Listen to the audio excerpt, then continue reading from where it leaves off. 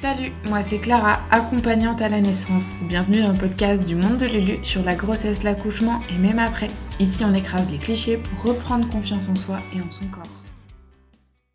Bonjour, aujourd'hui comme tu as pu voir dans le titre de cet épisode, ça va être un petit peu spécial parce que je voulais bien te parler de moi, de mon expérience et notamment en fait de mon entrée dans la maternité.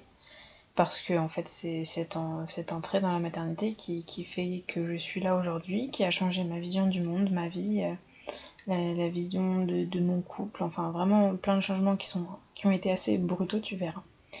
Je voudrais d'abord commencer par dire que je vais vraiment parler de moi, de mon ressenti. Je parlerai pas au nom des autres personnes, notamment de mon mari.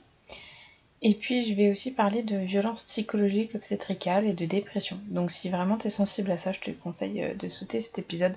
Je ne t'en voudrais pas.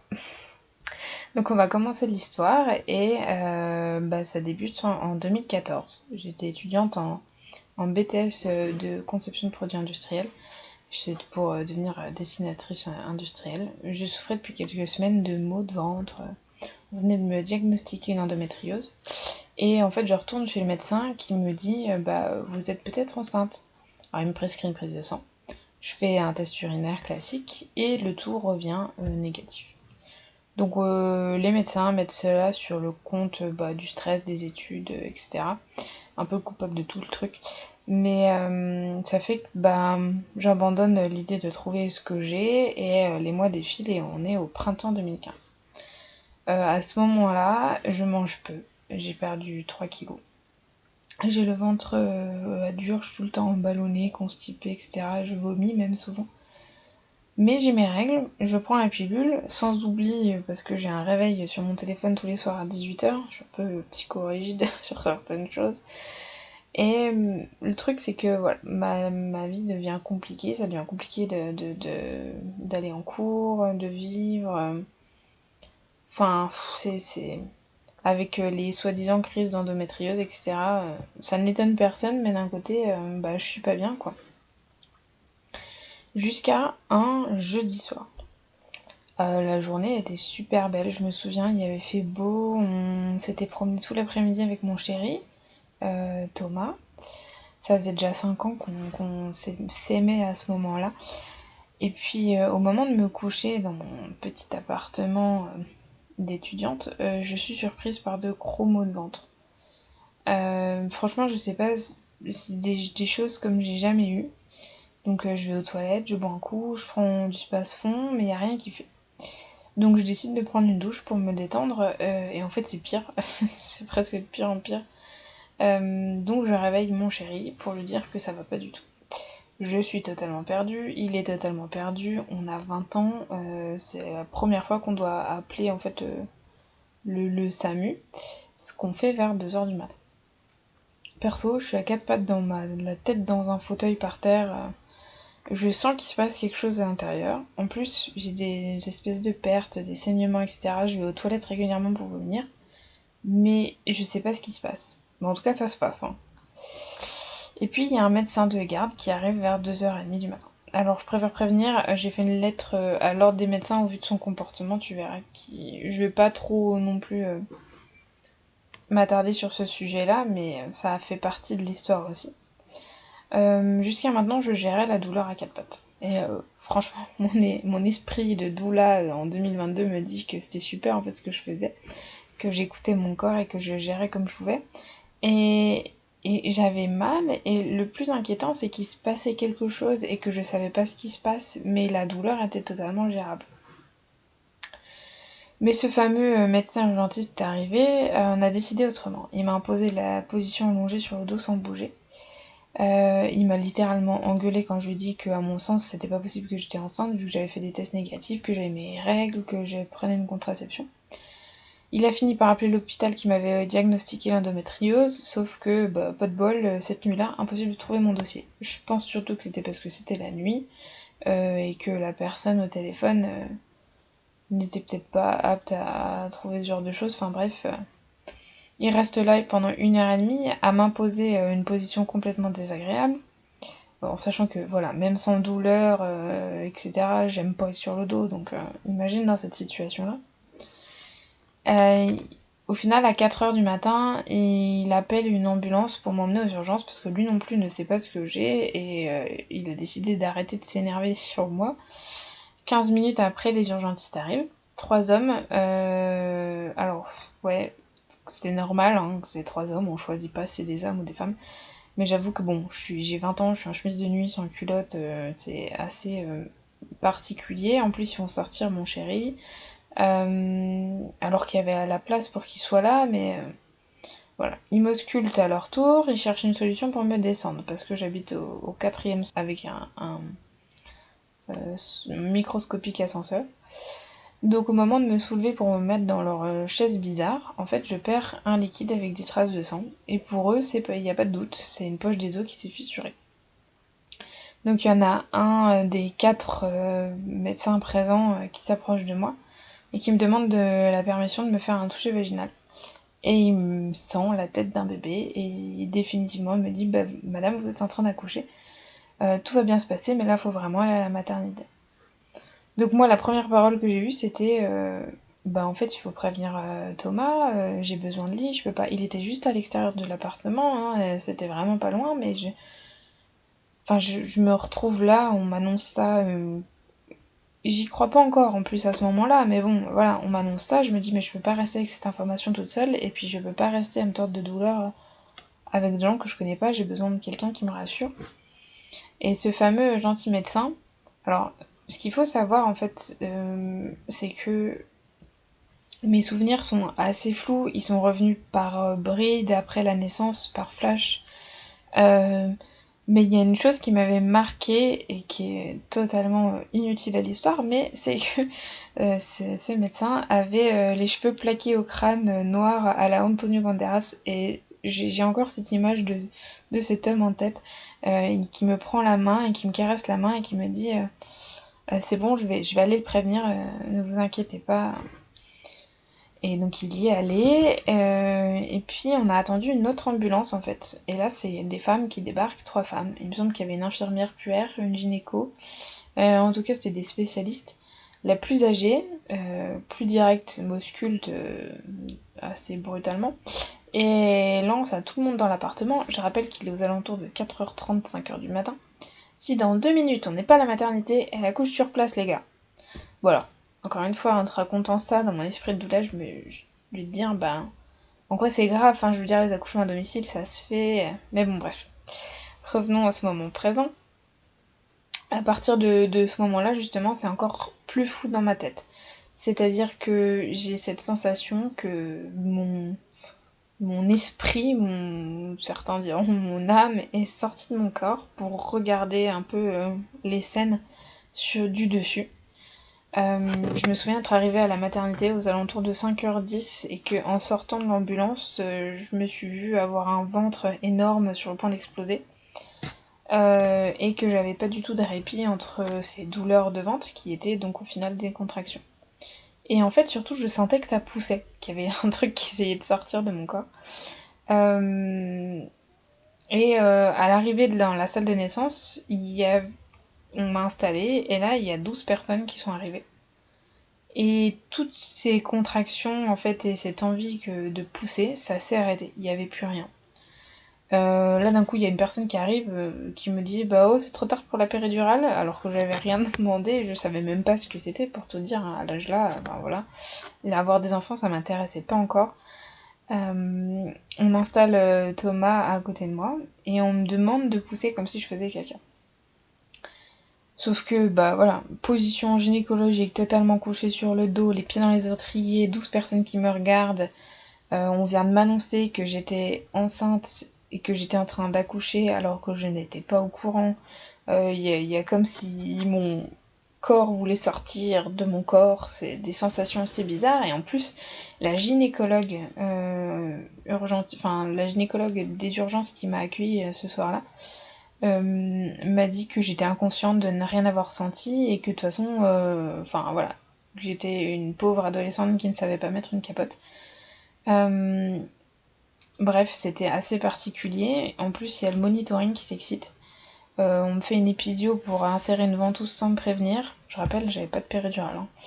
Et il y a une personne qui se met qui se met à appuyer sur mon ventre de toutes ses forces pour faire sortir le bébé. Puis j'entends qu'on dit on sait pas s'il va bien, ça se trouve il est déjà mort, parce que le monito il est trop haut, enfin bref.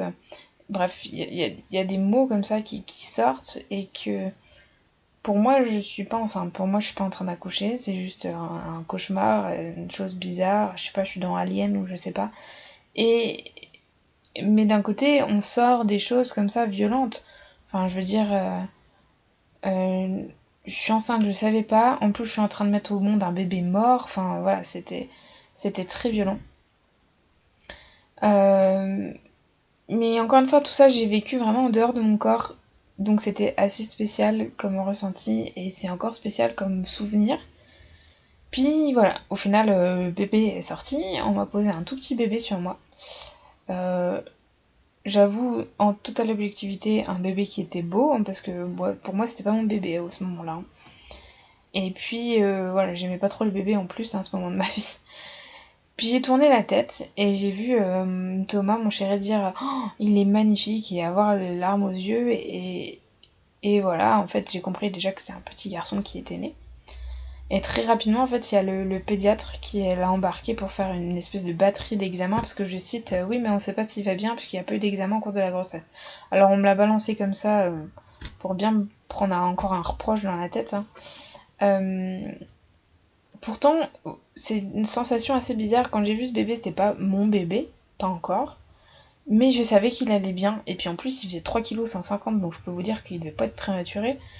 Et puis, ouais, il était bien à terme. Et puis, effectivement, après, plus tard, on a fait un petit calcul. Et ça tombait juste. Et à ce moment-là, en fait, Thomas est sorti appeler ses parents pour les prévenir.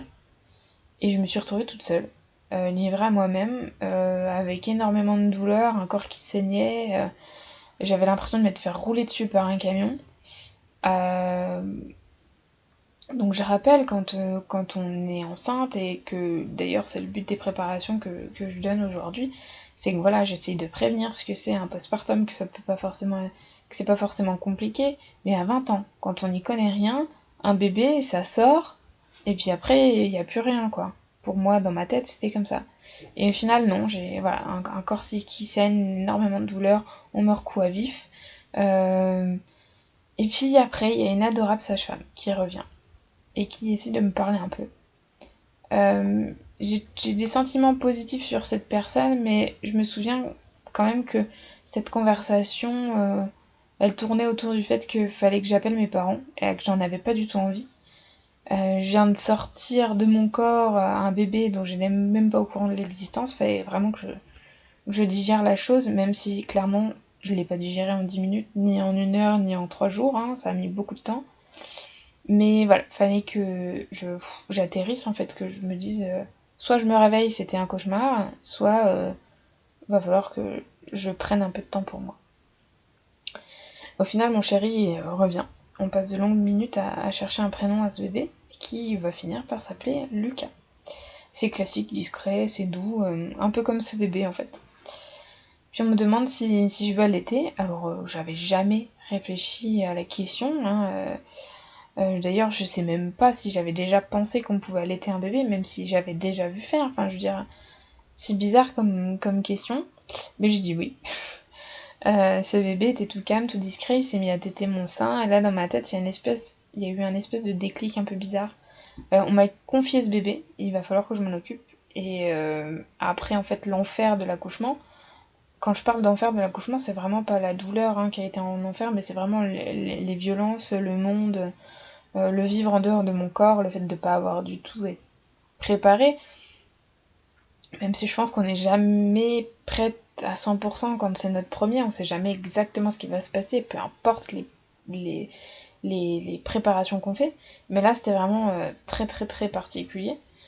Il y avait un... Après donc, ce que je disais, cet enfer de l'accouchement, j'ai découvert un nouvel enfer, qui était de survivre à une dépression en fait. Dépression que j'ai découvert seulement 5 mois après la naissance de mon fils. Au cours de ces 5 mois, j'ai vécu comme un robot en fait. J'étais un peu en pilotage automatique. je m'occupais de Lucas. J'acceptais pas que les autres le fassent parce que dans ma tête, au moment où on me l'a mis au sein, je me suis dit c'est le bébé qu'on m'a confié, il faut que je m'en occupe, et il faut que je prouve que j'en suis capable. Et puis j'ai passé mon BTS 1 mois après l'accouchement, en allaitant toutes les 2 heures. La nuit, je faisais les trajets aussi pour que Thomas voit son fils, parce que j'étais rentrée chez mes parents pour une question de place, je pouvais pas rester dans un petit appartement toute seule, voilà. Et puis il y a eu un truc de fou aussi, c'est qu'on s'est mariés, ça a été un jour magnifique. Mais je voulais le même nom que mon amoureux, que mon fils, faire un peu comme une vraie une vraie famille. Et puis un peu moins de glamour aussi, financièrement, ça nous arrangeait. Et donc ensuite, on a emménagé ensemble dans un vrai appartement de petite famille. C'était 1 mois après notre mariage. Et lorsque mon mari a repris le chemin vers la prépa, je rappelle, on avait 20 ans, mon mari se destinait à une école d'ingé. Moi, à la base, je voulais continuer, mais voilà, la vie en a fait autrement, ça fait que je suis là aujourd'hui. Mais bref, je me suis retrouvée toute seule à la maison à gérer un bébé toute la journée. Et là, en fait, je suis tombée au fond d'un gouffre énorme. Je sais même pas s'il avait un fond, ce gouffre. J'avais aucune aide psychologique. Il faut savoir que socialement, faire un déni de grossesse en plus à 20 ans, ça donne une certaine réputation. On m'a dit que j'avais menti, que j'étais inconsciente, que je méritais pas ce bébé. J'en passe des vertes et des pas mûres. Hein. J'ai appelé ma maman à ce moment, un jour, et je lui ai dit que bah voilà, j'avais besoin d'aide. Ma maman qui était très présente. Hein. Et en fait, elle m'a dit mais il y a des choses que je peux pas t'aider. Et elle m'a donné le numéro du CMP, du centre médico-psychologique de la ville où on était. Et j'ai appelé. Le lendemain, j'avais un rendez-vous, j'y suis allée et le verdict est tombé tout de suite. En fait, j'ai vu une infirmière sur le coup et elle m'a dit non, mais là, tout de suite, je vous transfère chez le psychiatre. Et le verdict est tombé, dépression et stress post-traumatique. J'ai été mise sous antidépresseur tout de suite. Et c'est à ce jour de septembre, en fait, que j'ai commencé une thérapie qui a duré 3 ans. Clairement, je m'en voulais de pas avoir su. J'avais honte. Honte de pas avoir su, honte de pas aimer mon bébé. Puis tout ce que j'avais subi, les violences de l'accouchement, les réflexions que je me suis pris, que j'ai dû encaisser, sans jamais rien dire aux personnes qui avaient absolument tort sur mon sujet, qui avaient absolument tort sur le déni de grossesse. Voilà, je subissais. Et puis à cela s'ajoutait une nouvelle vie de couple qui commençait. C'est pas forcément facile de commencer une vie de couple quand on vient d'avoir un bébé dont on n'était pas au courant. Et puis un certain rejet de mon corps, hein, voilà, corps d'une femme après avoir accouché, pas du tout préparé, corps qui subissait les conséquences de nombreux mois malades, et puis du fait que je m'occupais plus de lui, c'était compliqué. Et puis un jour, j'ai eu un déclic qui m'a donné espoir pour la suite. C'est le jour des 9 mois de Lucas. J'ai regardé mon bébé et je lui ai dit je t'aime. Vraiment, ça venait de loin, c'était du plus profond de mon corps. J'étais en train de tomber amoureuse de mon fils. Et c'est ce jour-là que j'ai compris que mon fils, il avait besoin d'une maman en bonne santé, physique et mentale. Voilà un peu le résumé de l'histoire. Où est-ce que cette expérience m'a amenée ? Bah déjà, ça a amené à mieux choisir mes amis, à faire le tri, de me faire un vrai village authentique autour de moi, que la qualité prime sur la quantité. Ça m'a donné envie de savoir plus sur mon corps, sur les processus physiologiques dont j'étais dotée. Ça m'a demandé à chercher ma voie parce que après un déménagement loin de nos parents, 18 mois après la naissance de Lucas, j'ai voulu trouver du travail, mais c'était compliqué. J'ai vite compris en fait qu'il faudrait que je me fasse ma propre voie. J'ai su que mon rôle était auprès de mon fils, à le protéger, à l'éduquer, même à l'instruire, au point que on a commencé l'école à la maison. Le souci dans l'histoire, en fait, c'est que cette thérapie me faisait du bien, mais je savais très bien, au fond de moi, que la meilleure thérapie qui soit, c'était d'avoir un autre enfant.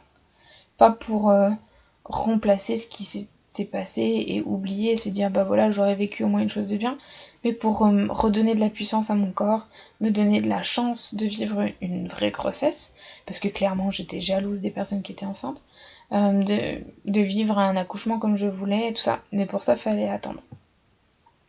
Au niveau de la thérapie, j'ai dû faire de l'EMDR, du yoga, beaucoup de séances chez la psy pour arriver là.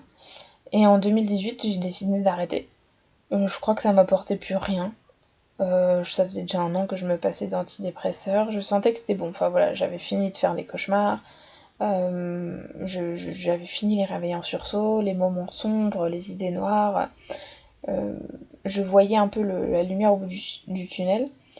Et c'était fini le fait que j'ai de penser que j'étais pas faite pour avoir un enfant, hein, si j'avais pas pu le sentir. J'ai repris le goût des choses, le goût de la vie. J'ai commencé à plus du tout avoir honte de mon histoire et à en parler haut et fort. Je suis même passée dans l'émission de la maison des maternelles en mars 2019. 4 ans après la naissance de mon fils, j'étais enfin libérée d'un poids. T'imagines même pas, enfin franchement, je me sentais tellement pleinement maman et j'aimais vraiment mon rôle pour de vrai. Enfin, je veux dire, je me suis projetée là-dedans sans avoir rien demandé et au final, c'était une aventure super agréable. La suite de l'histoire, c'est que 5 ans après, on a eu un enfant, un second enfant, Eva, qui a un peu bouclé la boucle. Mais à la limite, pour raconter cette histoire, je ferai un autre épisode perso, beaucoup moins impressionnante, hein, beaucoup plus banale, mais c'est vraiment la naissance d'Eva qui m'a totalement guérie de ce déni de grossesse. C'est un épisode plus long que les autres, mais je pense que je pouvais pas faire plus court, je pouvais pas dire moins de choses. Toutes ces choses-là sont importantes pour savoir qui je suis en fait. Pourquoi j'avais envie de te parler de tout ça ? Bah parce que quand j'ai décidé de trouver ma propre voie, cette histoire elle m'a carrément aiguillée, hein. Il fallait que je travaille auprès des familles, il fallait que j'aide les femmes qui ont traversé des choses difficiles à se reconstruire. Et puis le monde des naissances s'est ouvert à moi quand j'ai décidé d'en apprendre plus sur mon corps, ce qu'était l'accouchement, même si c'était après l'accouchement de mon fils, je me suis renseignée énormément sur l'accouchement, etc. Et je voulais pas laisser les personnes sans les vraies bonnes infos, et puis je voulais soutenir les gens dans leurs projets, les couples dans leurs projets. C'est là que le monde de Lulu s'est ouvert, et il y a un peu plus d'1 an maintenant, en mars 2021. Et donc je suis aujourd'hui accompagnante à la naissance et très très fière de l'être. Je voudrais te dire par cette histoire que tu ne pas douter. Ne doute pas si t'as vécu quelque chose de difficile, tu peux forcément t'en sortir. Ne doute pas qu'il y a des personnes qui sont là pour t'aider. Tu trouveras forcément des personnes pour t'aider. Et si jamais tu as besoin, sache que je suis là pour ça. Je te remercie d'avoir écouté cet épisode très très personnel. Ce sera pas courant ce genre d'épisode. Je pense que j'en ferai un pour la naissance d'Eva. Parce que voilà, ça fait partie des choses qui sont importantes dans l'histoire de mon accompagnement. En tout cas, je te souhaite une très bonne journée ou bonne nuit en fonction de l'heure à laquelle tu écoutes ce podcast. Et je te dis à très vite. Ça y est, c'est la fin de cet épisode et j'espère qu'il t'a plu. N'hésite pas à t'abonner. En tout cas, à très vite ici ou sur Instagram. Plein de belles choses.